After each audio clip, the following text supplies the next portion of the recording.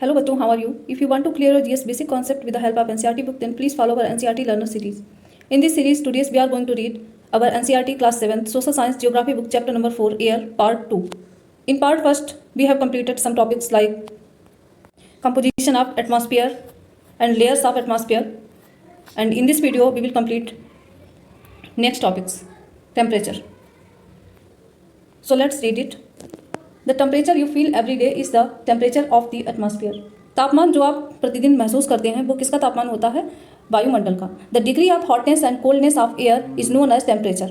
आपके चारों तरफ वायुमंडल में जो हवा पाई जाती है और उसका जो टेम्परेचर होता है, जितनी ज़्यादा गर्म है या ठंडी है, तो उसी को आप तापमान के तौर पर महसूस करते हैं. The temperature of the atmosphere changes not only between day and night. जो वातावरण का तापमान है वो सिर्फ रात और दिन में ही नहीं बदलता है, but also from season two season, बल्कि ये मौसम सीजन के हिसाब से भी बदलता रहता है. Summers are hotter than winters. ये एक नॉर्मल सी बात बताई गई है कि जो गर्मियाँ होती हैं वो सर्दियों की तुलना में अधिक गर्म होती हैं. An important factor that influences that distribution of temperature is insolation. Insolation क्या होता है? आतपन. सबसे महत्वपूर्ण फैक्टर ये होता है कि जितना डिस्ट्रीब्यूशन होता है टेम्परेचर का वो निर्भर करता है सूर्य तप पर, कि कितनी सूरज की किरणें वहाँ पर पहुँच रही हैं और कितना ज़्यादा तापमान है उस क्षेत्र का, वहाँ पर उतने ही ज़्यादा टेम्परेचर होगा. Insolation is the incoming solar energy intercepted by the earth. Insolation क्या होता है? आतपन, जो कि सूर्य के द्वारा जो एनर्जी आ रही है, जो ऊर्जा आ रही है, उसको पृथ्वी के द्वारा ग्रहण किया जाता है. कितनी मात्रा में ग्रहण किया गया है तो वो होता है इंसोलेशन, आतपन या फिर सूर्यतप. The amount of insolation decreases from the equator towards the poles. और जैसे जैसे हम इक्वेटर से पोल्स की तरफ जाते हैं, 0 डिग्री अक्षांश रेखा जिसको हम इक्वेटर बोलते हैं, जैसे जैसे हम ध्रुवों की ओर जाएंगे तो वहाँ पर तापमान जो है वो घटता चला जाएगा, क्योंकि वहाँ पर इंसोलेशन डिक्रीज होता चला जाएगा. सूर्य की किरणें वहाँ पर बहुत कम मात्रा में पहुँचती हैं. Therefore, the temperature decreases in the same manner. और इसी तरीके से धीरे धीरे टेम्परेचर भी कम होता चला जाता है. Now do you understand why poles are covered with snow? और अब आप समझ चुके होंगे कि जो हमारे दक्षिणी और उत्तरी ध्रुव हैं वो बर्फ से क्यों ढके हुए हैं. If the earth's temperature rises too high, अगर हमारी पृथ्वी का टेम्परेचर बहुत ज़्यादा हो जाता है, it would become too warm for some crops to grow. तो कुछ फसलों को उगा पाना काफ़ी ज़्यादा टफ होगा. Temperature in cities is much higher than that of villages. अब गांव की तुलना में शहरों का तापमान अधिक होता है. The concrete and the metals in buildings and the asphalt of roads. और इसका रीजन क्या है? जो कंक्रीट यूज़ होता है बिल्डिंग्स में, या जो मेटल्स धातुएं यूज़ होती हैं बिल्डिंग्स को बनाने में, या फिर रोड्स पर जो एसफेल्ट जो कोलतार बिछाया जाता है, उसकी वजह से gate heated up during the day. वो पूरे दिन के जो तापमान में ये सारी चीज़ें तपती रहती हैं, हीट लेती रहती हैं सूर्य से. The heat is release during the night. और वही हीट रात में रिलीज होती है. तो इस सब के चलते गाँव का तापमान शहरों की तुलना में थोड़ा सा कम होता है. Also the crowded high rise buildings of the cities trap the warm air. और बहुत ज़्यादा भीड़ भाड़ भरी जो बिल्डिंग्स होती हैं शहरों की, वो गर्म हवा को अपने अंदर ट्रैप करके रखती हैं and thus raise the temperature of the cities. और इस तरह से जो टेम्परेचर होता है शहरों का वो बढ़ता रहता है. Now there are some fact knowledge. The standard unit of measuring temperature is degree Celsius. तापमान को मापने की जो स्टैंडर्ड यूनिट है, मानक इकाई है, वो होती है degree Celsius. It was invented by Anders Celsius. और इसको इन्वेंट किसने किया था? एंडर्स सेल्सियस ने किया था, और उन्हीं के नाम पर इसको सेल्सियस दिया गया है. On the Celsius scale the water freezes at 0 degree Celsius and boils at 100 degree Celsius. Celsius scale पर वाटर जो पानी है वो जमता है 0 डिग्री सेल्सियस पर और उबलने लगता है 100 डिग्री सेल्सियस पर. ऊपर आपको कुछ चीज़ें दिखाई गई हैं वेदर इंस्ट्रूमेंट के रूप में. सबसे पहले आपको दिखाया गया है थर्मामीटर. थर्मामीटर का यूज़ आप करते हैं टेम्परेचर को मापने में. नेक्स्ट है बैरोमीटर. बैरोमीटर का यूज़ हम करते हैं मीजरिंग एटमॉस्फेयर प्रेशर. वायु दाब को मापने के लिए बैरोमीटर का यूज़ किया जाता है. एंड नेक्स्ट वन है रेन गॉज. रेन गॉज का यूज़ आप करते हैं measuring the amount of rainfall. कितनी बारिश हुई है, ये कैसे आप पता करेंगे? तो रेन गॉज की हेल्प से आप पता कर लेंगे कितनी बारिश हुई है. एंड लास्ट है wind vane. Shows the direction of wind. और विंड वेन की हेल्प से आप विंड की डायरेक्शन पता कर सकते हैं कि हवा कैसे चल रही है, किस दिशा से किस दिशा में चल रही है. एंड नेक्स्ट आपको बताया गया है एयर प्रेशर के बारे में, वायु दाब. You will be surprised to know that the air above us presses us with a great force on our bodies. आपको ये जानकर थोड़ा सा आश्चर्य हो सकता है कि जो हवा हमारे चारों तरफ पाई जाती है वो हमारी बॉडी पर कुछ ना कुछ प्रेशर लगाती है, दबाव लगाती है. However, we don't even feel it. कई बार हमें ये फील नहीं होता है. This is because the air presses us from all directions and our body exerts a counter pressure. इसका रीज़न ये होता है कि हवा चारों तरफ से हमारी बॉडी पर एक प्रेशर क्रिएट करती है और हमारी बॉडी इसके अपोजिट में भी एक प्रेशर लगाती है. Air pressure is defined as the pressure exerted by the weight of air on the earth surface. अगर वायु दाब को आप डिफाइन करना चाहें तो आप कह सकते हैं कि वायु के द्वारा पृथ्वी की सरफेस पर जितना दबाव लगाया जाता है उसको वायु दाब कहते हैं. As we go up the layers of atmosphere. और जैसे जैसे हम वायुमंडल की जो परतें हैं उनमें ऊपर की ओर जाते हैं, द प्रेशर फॉल्स रैपिडली. तो वायु दाब बहुत तीव्रता से गिरता है, वायु दाब कम होता है. The air pressure is highest at sea level. और वायु दाब सबसे अधिक कहाँ पर होता है? समुद्र की सतह पर. And decreases with height. और जैसे जैसे आप ऊंचाई पर जाएंगे, पहाड़ों पर जाएंगे, तो वहाँ पर एयर प्रेशर कम होता आपको दिखाई देगा, वायुदाब कम होता महसूस करेंगे आप। Horizontally the distribution of air pressure is influenced by temperature of air at given place. वायुदाब किसी भी स्थान के टेम्परेचर के द्वारा प्रभावित होता है। In areas where temperature is high, और उन क्षेत्रों में जहाँ पर तापमान अधिक होता है, the air gets heated and rises, वहाँ पर हवाएं गर्म होकर ऊपर उठने लगती हैं। This is creates a low pressure area, और वहाँ पर एक निम्न वायुदाब का क्षेत्र बन जाता है।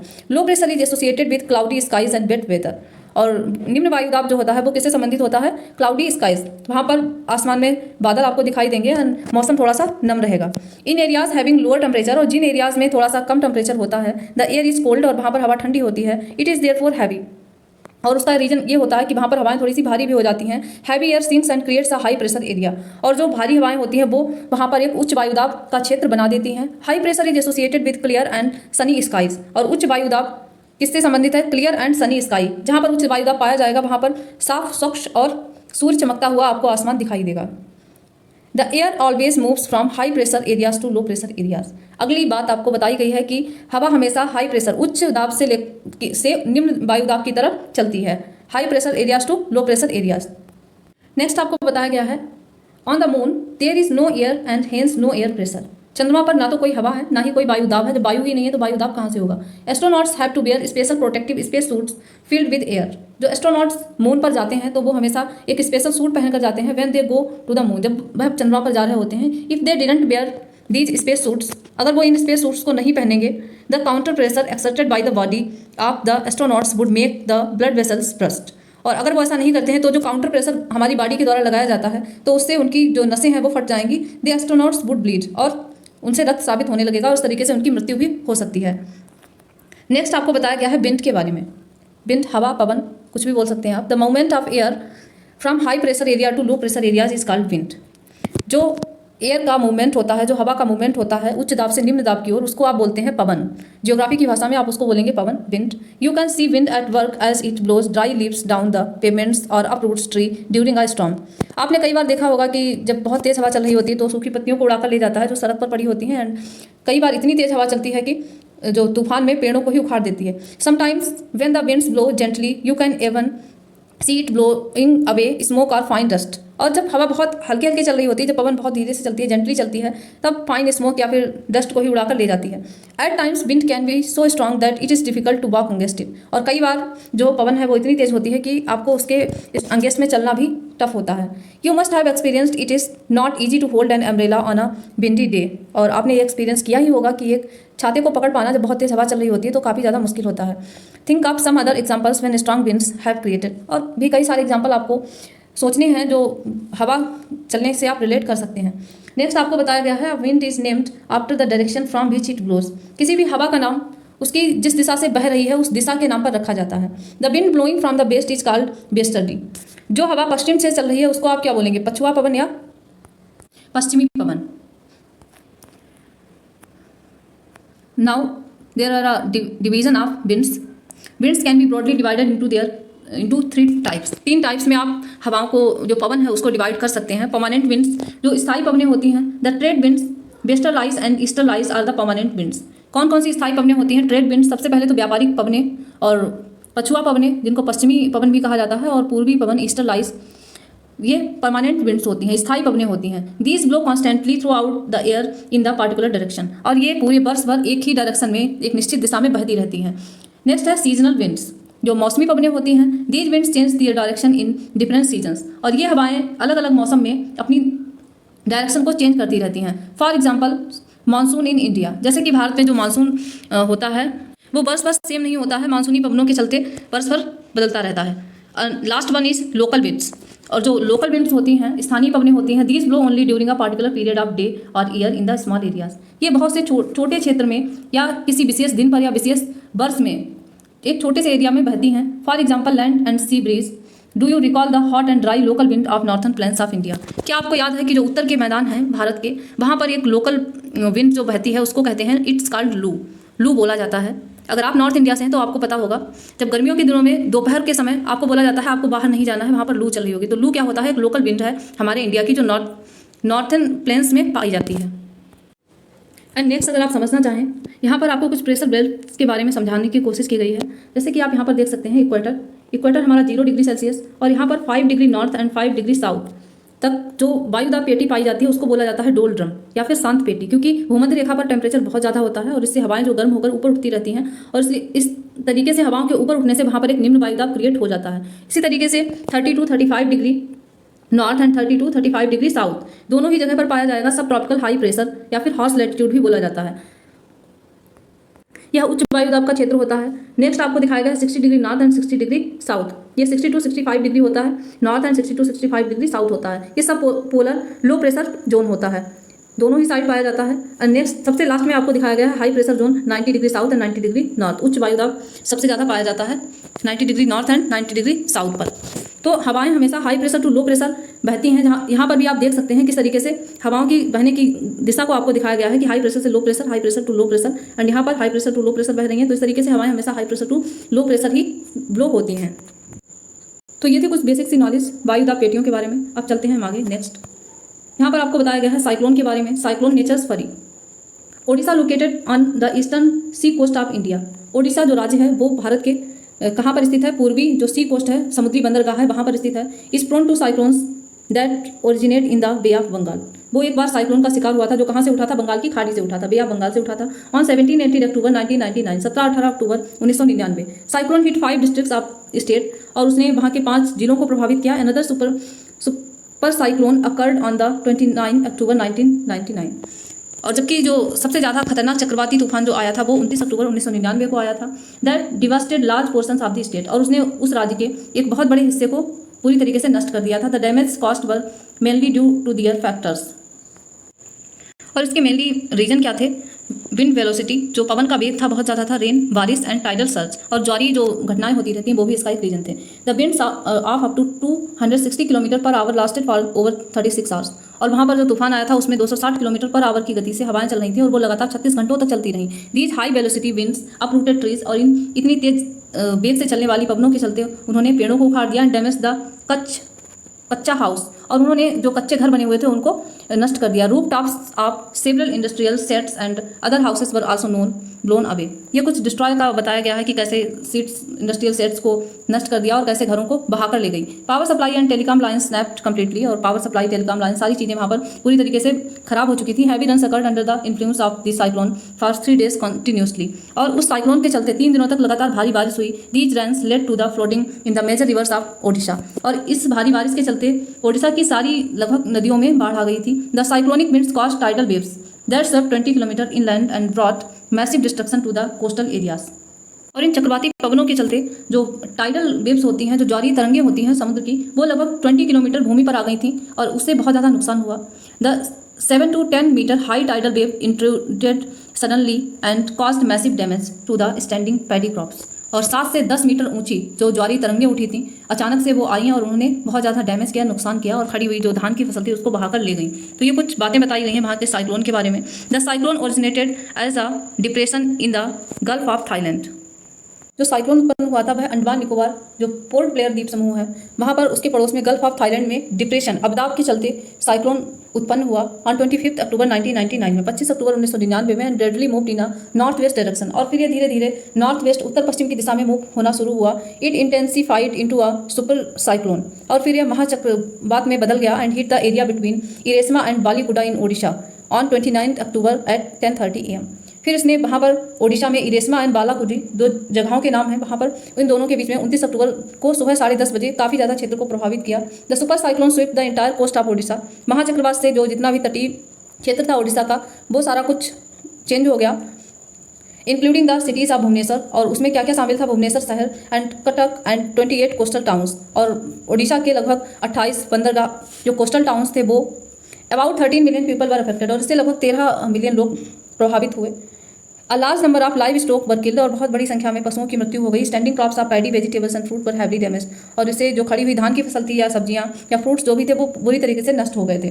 Due to salination caused by the tidal surge large tracts of agricultural land have turned infertile, और इस चक्रवात के चलते जो टाइडल सर्ज हुए थे, जो ज्वारीय तरंगें उत्पन्न हुई थी और उनसे समुद्र का जल जो बाहर की ओर आ रहा था, तो उससे जो एग्रीकल्चरल एरियाज थे वो इनफर्टाइल हो गए, बंजर हो गए। Large tract of sal, teak and bamboo plantations have disappeared. साल, सागवान और बांस के जो खेती वाले एरियाज थे वो सारे नष्ट हो गए। The mangrove forest between Paradip and Konark vanished, और जो पारादीप और कोणार्क के बीच मैंग्रोव फॉरेस्ट था वो भी नष्ट हो गया। तो ये कुछ आपको साइक्लोन के बारे में कुछ चीज़ें बताई गई थी, कैसे साइक्लोन आया था उड़ीसा में, किस तरीके से प्राकृतिक आपदा एक आई थी। नेक्स्ट आपको समझाया गया है मॉइस्चर के बारे में। अब हम समझते हैं मॉइस्चर या फिर आर्द्रता के बारे में। When water evaporates from land and different water bodies, जब पानी भाप के रूप में बाष्पीकृत होकर या तो लैंड से या फिर डिफरेंट वाटर बॉडीज से ऊपर की ओर उठता है तो उस प्रोसेस को बोला जाता है इवेपोरेशन, बाष्पीकरण। इट बिकम्स वाटर वेपर, तो ये किस में बदल जाता है, वाटर वेपर में या फिर बाष्प के रूप में ऊपर की ओर उठता है। Moisture is in the air at any time is known as humidity, जो आर्द्रता पाई जाती है किसी भी समय हवा में उसको बोला जाता है ह्यूमिडिटी या फिर नमी। When the air is full of water vapour we call it a humid day, और जब हवा जो है वो फुल ऑफ वाटर वेपर होती है, उसमें पर्याप्त मात्रा में वाष्प पाई जाती है, जलवाष्प पाई जाती है, तब हम कहते हैं कि यह एक नम दिन है, ह्यूमिड डे है। As the air gets warmer, और जैसे जैसे हवा गर्म होती है its capacity to hold the water vapour increases, और इसकी जो कैपेसिटी है वाटर वेपर को होल्ड करने की वो बढ़ती है, and so it becomes more and more humid, और तब ये और ज़्यादा नम होती जाती है। ऑन अ ह्यूमिड डे, और एक नम दिन पर clothes take longer to dry, कपड़े सूखने में अधिक समय लेते हैं, and sweat from our body doesn't evaporate easily, और जो पसीना होता है हमारी बॉडी से वो भी बहुत जल्दी सूखता नहीं है, making us feel very uncomfortable, और कई बार आप अनकंफर्टेबल भी हो जाते हैं। When the water vapour राइसेस it starts cooling, और जब जो वाटर वेपर है वो ऊपर की ओर उठता है, जो जलवाष्प है वो ऊपर की ओर उठती है, इट स्टार्ट्स कूलिंग, तब यह ठंडा होना शुरू होती है। The water vapour condenses causing formation of droplets of water, और फिर इसका संघनन होता है और उसी के कारण जो ड्रॉपलेट्स ऑफ वाटर है, पानी की बूंदें हैं, वो बनती हैं। Clouds are just masses of such water droplets, और जो बादल होते हैं वो एक तरीके से आप समझ सकते हैं इस तरीके की जो बूंदें होती हैं सिर्फ उन्हीं का द्रव्यमान होते हैं। When these droplets of water become too heavy to float in air, और जब यह बूंदें बहुत ज़्यादा भारी हो जाती हैं कि वो हवा में नहीं तैर पाती हैं, then they come down as precipitation, और तब वह वर्षण के रूप में पृथ्वी पर दोबारा आ जाती हैं। तो इन सब के थ्रू आपको समझाने की कोशिश की गई है वाटर साइकिल, कैसे वाटर साइकिल वर्क करती है। सबसे पहले जो वाटर पाया जाता है तो वो कैसे उड़ता है, वाटर वेपर के रूप में ऊपर उठता जाता है, और फिर बादल बनता है, कंडेंसेशन होता है, संघनन की प्रोसेस होती है, और कंडेंसेशन में बादल बनते हैं जहाँ पर जो पानी वाष्प के रूप में ऊपर उड़कर गया है तो वो इकट्ठा होता है। नेक्स्ट प्रोसेस होती है प्रेसिपिटेशन, वर्षण की, दोबारा वो पानी हमारी पृथ्वी पर आ जाता है।